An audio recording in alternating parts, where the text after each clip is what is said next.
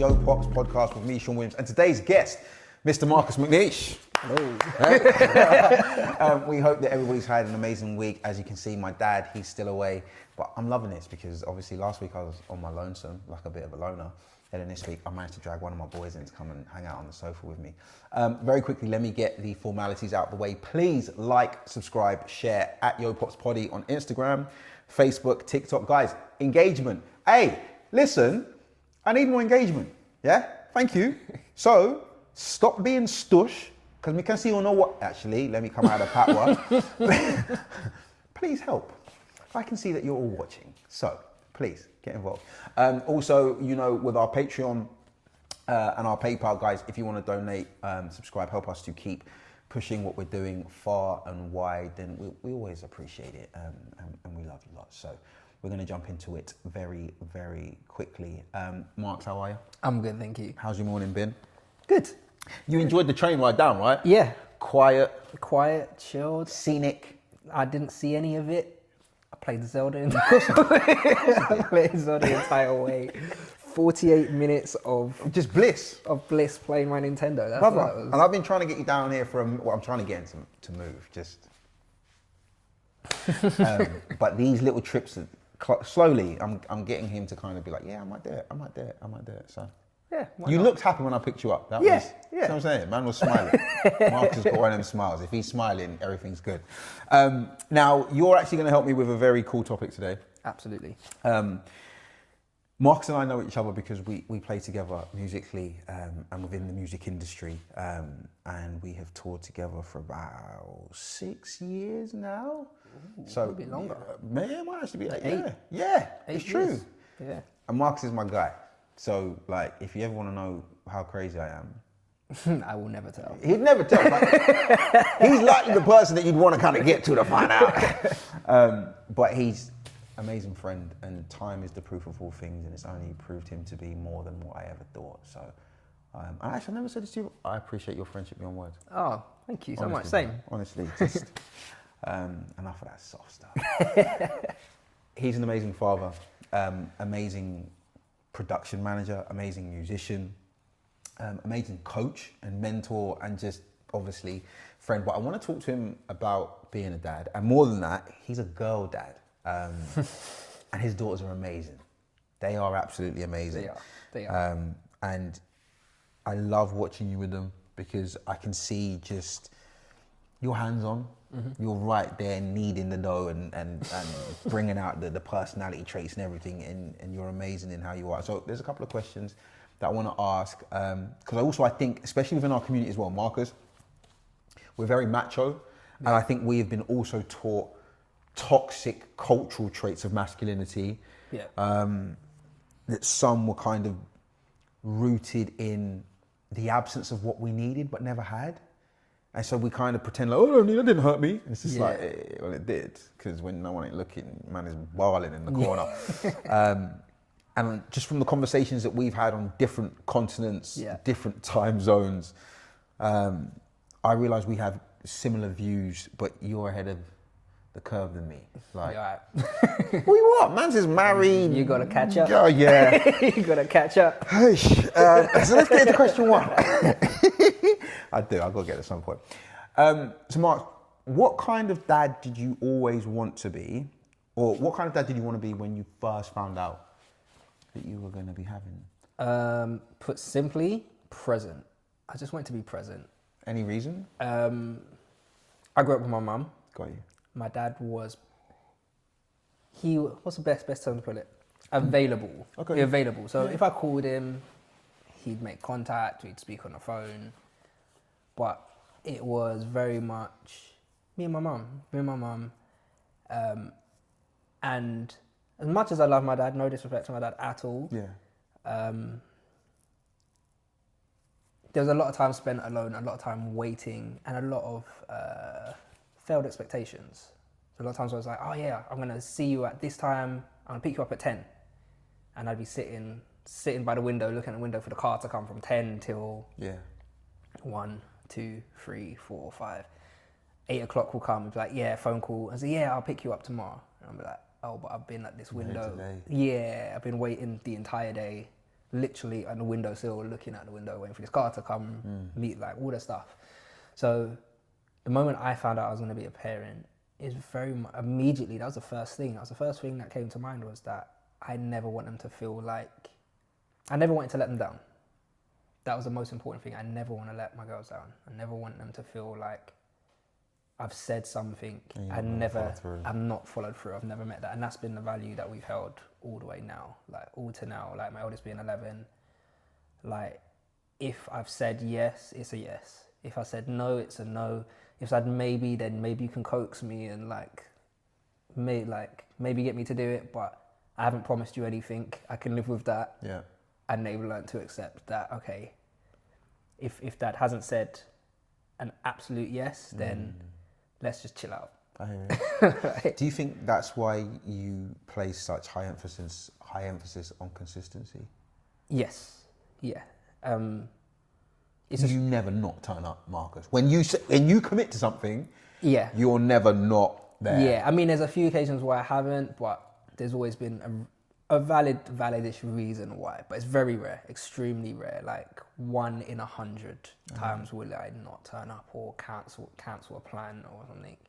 But yeah, very much so. That was a huge influence of why I wanted to be consistent. But it was double-sided. It was. I didn't want people to feel let down the way I grew up feeling let down by things. But also, I learned how to value consistency in work and how much you can yield by being consistent.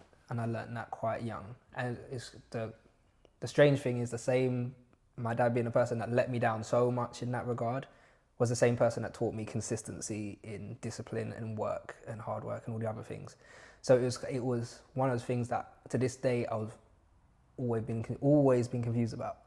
Was you taught me one of the greatest lessons that I hold value to now, but never lived it in our relationship. It never played out in our relationship. So that was it's a strange one. So, do you know, I want to just very quickly touch on that. I know you have a great relationship with your father, and I remember when we were touring. Oh, the beginning of this year. I had to think about that. It's been a long year, brother. I remember you were talking to me about a particular situation that you were helping to counsel on, and you were giving amazing advice.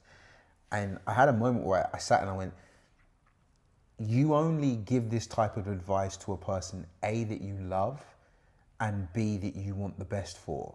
Yeah. And knowing some of the things that you've overcome in order to get there, what do you think it is that you did on your end where your dad was concerned in terms of what he couldn't do that allowed you to build that bridge of connection to be able to go, okay, but this is what I can...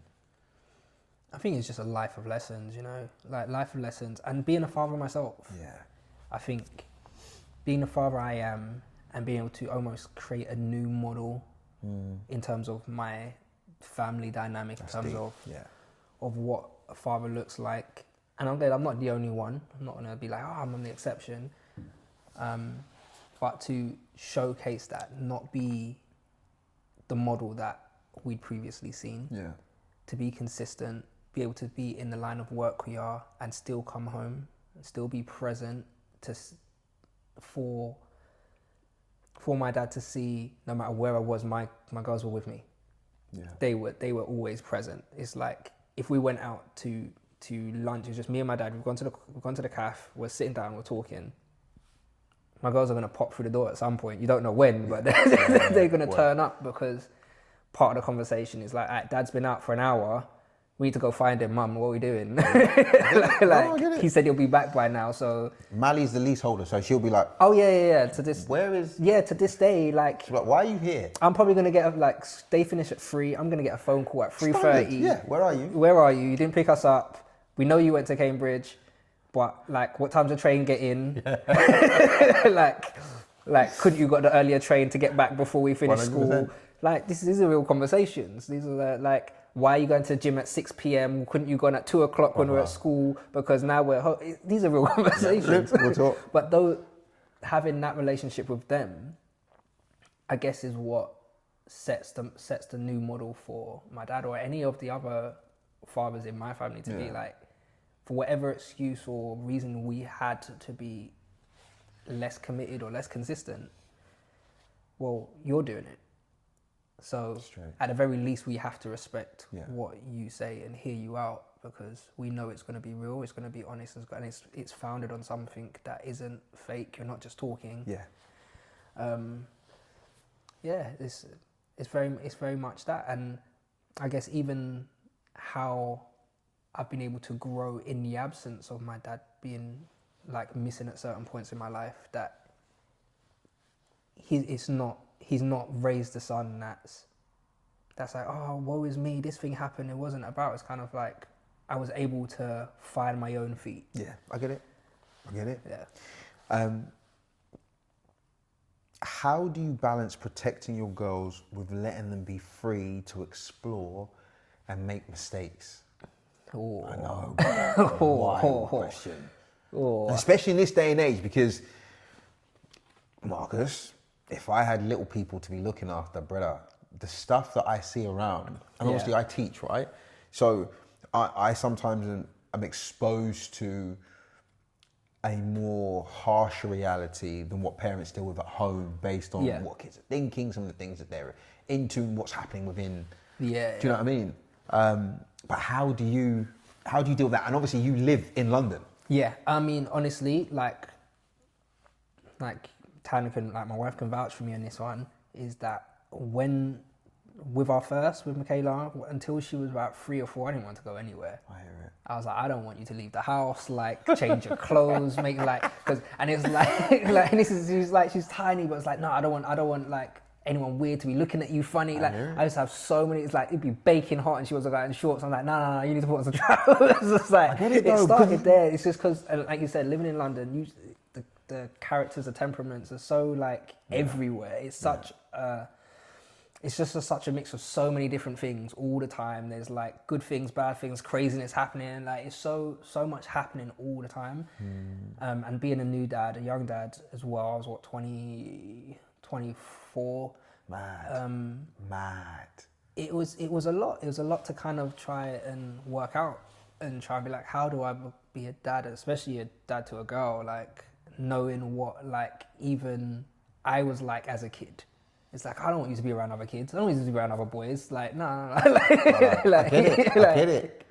But if I had a daughter, bro, she wouldn't be able to see the yard, brother. Bro, that's what I'm saying. Brother, that's what I'm saying. When she's 16, I'll be like, okay, you can have a chaperone. Yeah, it's genuinely like that, and especially when you see other kids leaving the school and like, it's like, you look at my child, I want to beat you up. Yeah, I hear it. You see some bad breed kids, you're like, stay away from my daughter. Stay away from my kids. They haven't even said anything to you. They've even looked at you. You're just... Imagine you're ready to do little kids, you know? Just like... I'll end you, you know? But do you also think that... Because when I look at Mally and I look at Michaela... two completely different temperaments. Right? Totally, so I can almost feel. Now the other thing is, Mally's my little G, because she's a Sagittarius as well, right? I remember when where were we done a show. I think it was a 22 tour. And we just done the O2 Arena, and my brother came. Yeah. And they were in like the little after party space, and I remember just picking her up to be like, yeah, let's just. You know, and she's watched the show, so it's not like I'm some regular random Nubian that's decided that just slipped into the rave. I'm gonna pick her up. I remember kind of like, I was like, you're right. And she's looking like, and her whole look was like, listen, the only reason I'm being cool is because my parents are there and they kind of seem to be all right with you picking me up. So I reckon somebody knows you. And I'm like, Mally. And just in that moment, as you were explaining, like you can see the different temperaments, right? Yeah. Like Mally is very much listen, I'll tell you right now. Oh, yeah, she has zero filter. Brother. Absolutely zero filter. And then you look at Michaela, and they both think very deeply, but you can see Michaela almost, the cogs are going more. But then you look at what Michaela's performance expression is, and potentially, Marcus, we're looking at a little West End superstar or someone. Does that make sense? Yeah. So, like, how do you think those little things, even like you're saying with Michaela, like for the first freeze, you're like, look, we just want to... It felt maybe more protected and sheltered, right? Yeah. And then with Mally, maybe you caught a bit more of a balance, like.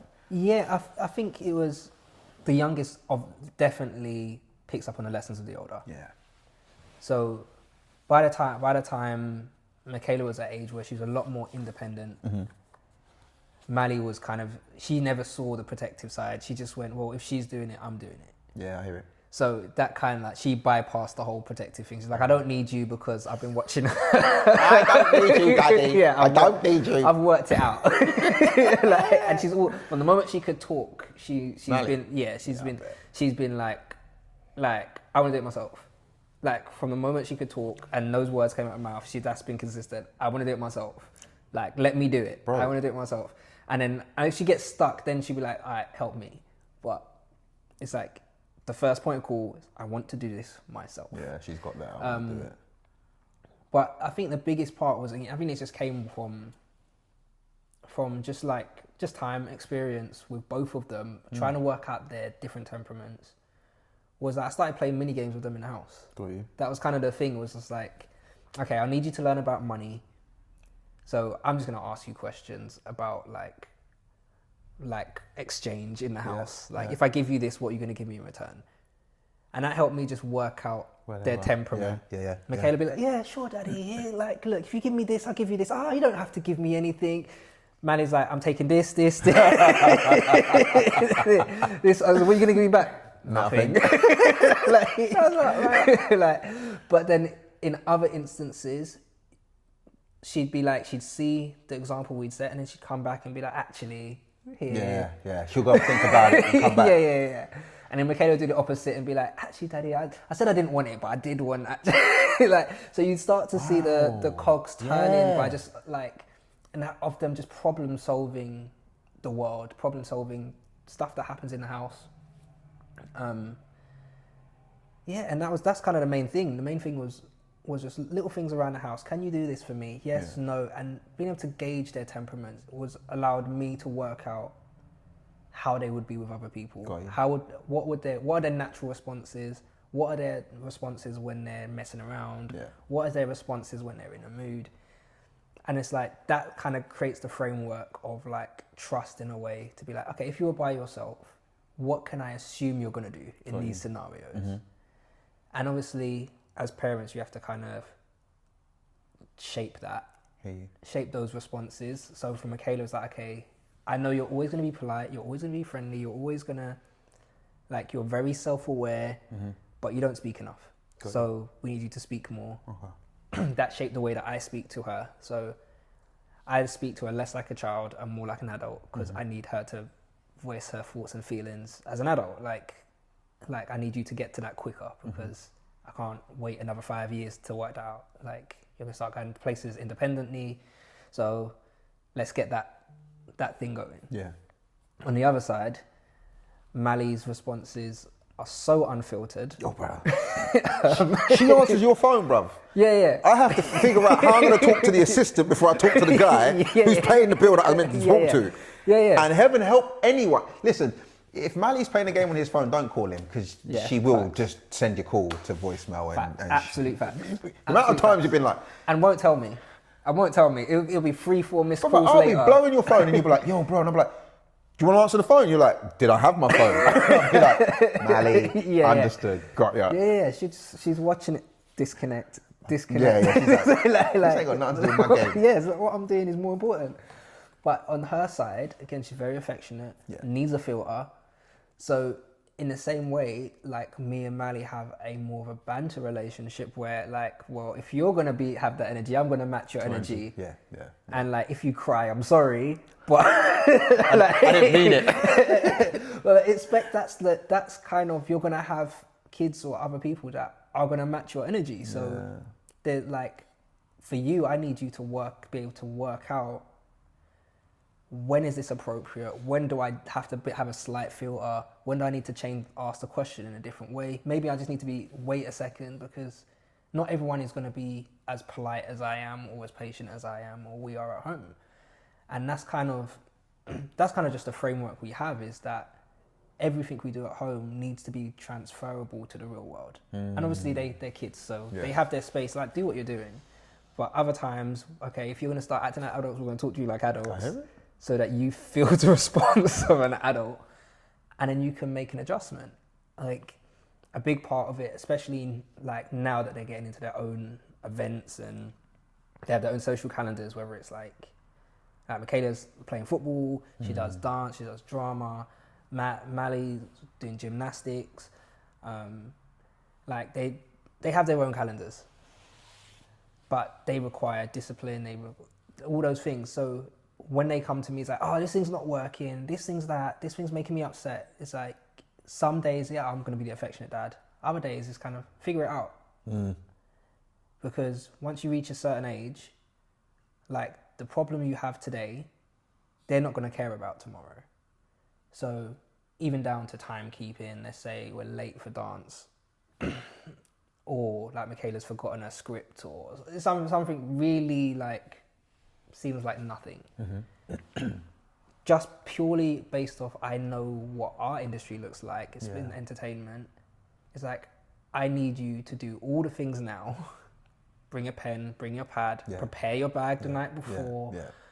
Not just because of good practice, because I'm saying it, but understand that in about 3 years' time, once you're 13, 14, the directors or the casting... This needs to be an inner repetition. Yeah, this needs to be something, because if you forget your script, they actually don't care. They're gonna be like, oh well.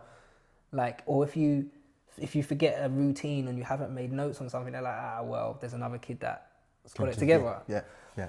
And that's kind of, I mean, my experiences growing up were like that, and I'm just like, well, let me give you a head start on it. I can't gatekeep this information until you're 16, 17. Let me give it to you now. Give it to you now, as real as possible, and hopefully you start exercising that.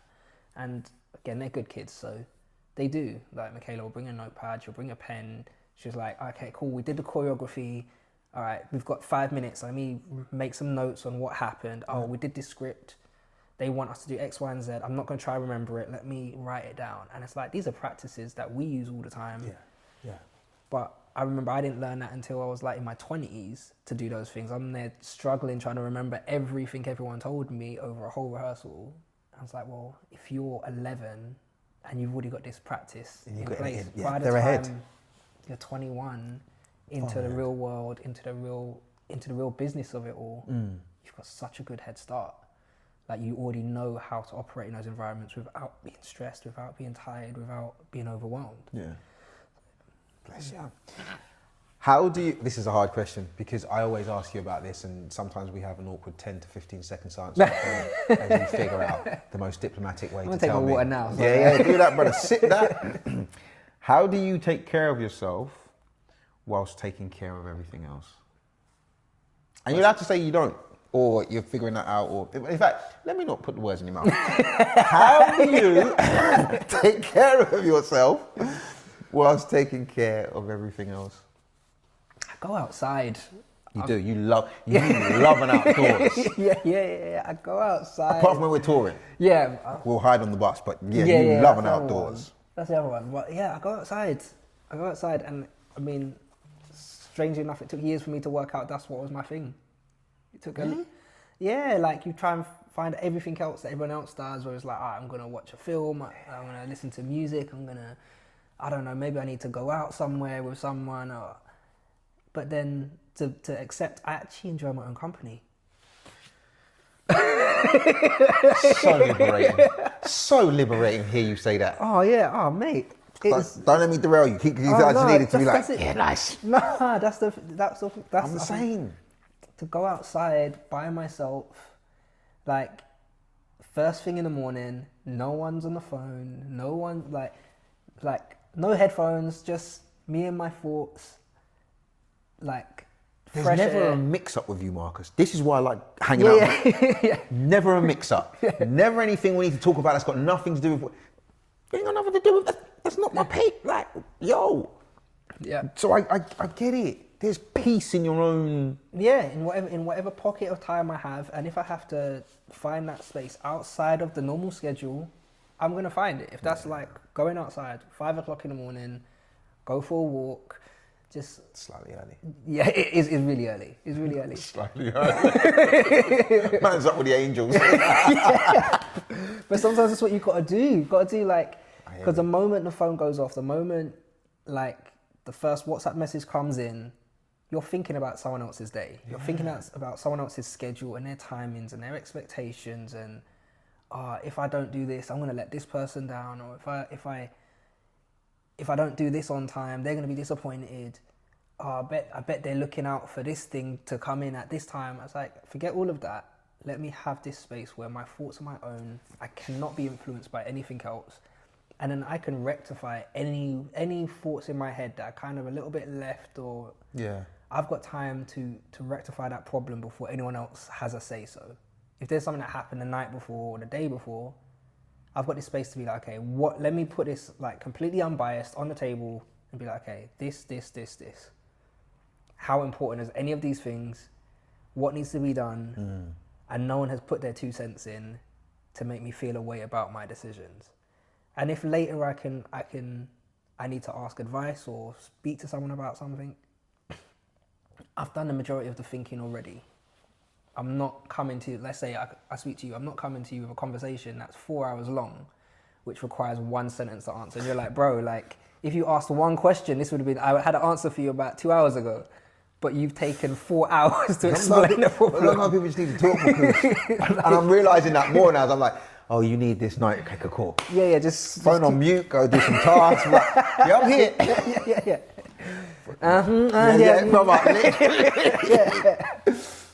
No, I get it.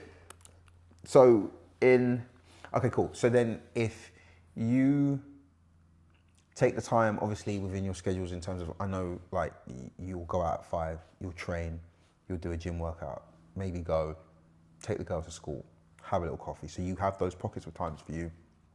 Then in not even counter, but running parallel along that, what brings you joy in fatherhood right now?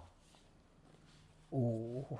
I know, my bad. It's not that complicated. It's just, I think about it and it's like, is the growth of my children. It's incredible, the evolution. Seeing them change every single day. I think the new one is, we were adamant that Mally was determined to be vegan, at the very least vegetarian. All she wants is pasta. Okay. Pasta and cheese, and that's it, and rice. I said pasta. Pasta, cheese and rice. Or any combination of the three, like rice with cheese and butter. Or for breakfast, rice with pasta on the side with... Nice. For breakfast? Yeah. No. Yeah. She'll come, she'll wake you up. Can I have rice for breakfast? If not that, crackers and cheese. That was her diet. That's all she wanted. I'm being dead serious. That's not. I'm dead serious. I'm dead serious. 6 o'clock in the morning. Can I have some rice, please? You ever ask her, like, what is it about the, like, what? I don't know. Now I don't know. You've got to send and that be Japan, rice bloke. and butter. Rice. Can she make it? Huh? Can she make it? Now she can. Yeah. She ain't even type. She's like, don't worry, I'll do it. Yeah. She goes to the cupboard. She gets her chair. She comes up. She gets the stuff out. She does it. But the most amazing thing in the last month or so is that she's just deciding on what she likes. She wants, I want chocolate, I want chicken, I want, what? You want what? Can I have, I want fish and batter, and we're just like, when are all these changes happening? What is going in that little head of yours that is now... She's exploring everything, isn't she?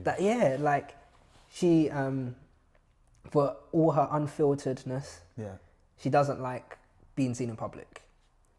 But again, about 2 months ago, youth service, she's like, I'm gonna play the ukulele next to you, Dad. Like, I'm gonna a little red ukulele. I'm gonna sit next to you and I'll play the ukulele. He's like, all right, sure, whatever you want in it. So I set up the chair next to me. Like she's got the ukulele. She puts it out. She's got the little case. She puts it down. I'm done. I'm done. She puts it on the chair. The ukulele case. Yeah. She puts it down on the chair next to me, and then, but at the same time, every rehearsal, she's been like, I kind of want to sing. I don't want to sing though. Like I might just sing off. I'll play the ukulele, but I'll sing in the background. I was like, okay, sure. This service, she left me on my lonesome with this empty chair and a ukulele, and she walked up, and I'm thinking, oh yeah, here's your chair. She walks past, picks up the mic and says, I'm singing today. Oh my Lord, sorry, no ukulele playing. Yeah, we don't have a ukulele today. And she just started singing like with the rest of the team, and I was like, this is incredible. Like that she's just decided that's what she wants to do now. What do you think made that little switch? Genuinely, I have no idea. You've asked her? Huh? Have you asked her? I haven't, I think for the next episode, we're going to bring you back. Yeah. You have to ask her. But that wasn't even the end of it. Same service. Like, praise and worship finishes. She walks off the stage, like puts the mic down, walks off stage, and they go, so next we have Mally with a scripture reading. I'm looking like, what? Like, she comes up again, takes the mic, and she just starts going, and I was like, I'm looking at Tana in the front row going, whose child is this? Because this isn't something she does. She doesn't speak in public. She doesn't like people looking at her. You look at her too long, she gets annoyed and walks off. She said, no, I'm speaking today. Read the thing, walked off. Offering comes back on, picks up the mic, looks at me with the ukulele and carries on. But it's the most incredible thing. I bet it is. It's the most incredible thing to see them grow, see them transition, see them change. Even Michaela used to cry before performing arts and stuff. Like, she gets so nervous. And even that shift when she'd get like cry before going on stage, and then she'd come out and then she'd just go. Yeah. She'd just belt out Whitney Houston and like no fear. Like she did a Christmas thing once, and she was like 7, and she's there like flapping her wings while she's singing the song, and I was just like, wait, like what is happening to these kids? What happens in their minds that just they go from this place to another? There must be something in the gap. I don't know what Jesus does in their sleep, but can I be honest, Mark? I massively believe this. I believe that the unseen uses the seen on the scene. Yeah. Right? So the unseen uses the seen on the scene. Working in education, I'm a massive believer, and hopefully I'll be able to implement this when I have my own family. Modelling has always been a more proficient form of teaching than instruction. Yeah. And I feel like, and you won't see this because you're just dealing with everything in your world, I watch how intentionally you model what you do. So you will go and you'll find out all the information, and then you'll line it up and you'll be like, right, that's how I'm going to execute it. How can they not evolve into better, greater, if their primary model is showing them what it should be? And you know the thing I love most, and I remember I said this to you, I was like, the first time we have to go roll out and bad a person because they did a madness, just call me. And I realised we'll probably never get that chance. Simply because the expectation, what I call the balanced expectation that you have built in them for what partnership will look like. Most, if not all, applications will get shredded, bro. It's not coming through, my G, because the accounting will not match up to the account. And like, that's testament to you and to Tan, right? Because what you did was the primary models were consistent and balanced enough. And not only that, but malleable enough so that there'll always be little tweaks like, oh, actually, we used to do that, but we could do this. Does that make sense? And I think kind of, even though you'd never do that, but you have to take massive credit because what you're modeling to them, even in the things that you're trying to get better and do better and be right. Like, Marcus, when you think about it, when we grew up, we heard way more than our parents ever either thought we did or acknowledged that we did. And those things shaped who we became. 1,000%. Do you understand what I'm saying? And I think a massive part of why we potentially have relationships with our parents we do is because their vulnerabilities and their breakages, whilst we understand they weren't great and we can accept what happened, what they did to us, we also can accept that A, you're dealing with a human, who B, is learning on the job with less information than what we had. Right? And there are things that I can even imagine you do in your dynamic with your dad where he's just like, he's in awe of you, bro. I'm telling you that. 100%. Because to be able to complete something that maybe a person didn't and never make them feel bad about it, right? and then it's almost like you're always leaving the homework out. Like, here, if you just want to kind of have a look at the answer. You know what I'm saying? Like, how could he not be, you know? Listen, this takes me to my last question, which I'm really going to love. And if you don't give a good answer, I'm going to give one for you. All right. What, another sip of water. Yeah, right? What do you hope your girls will say about you when they're all grown up?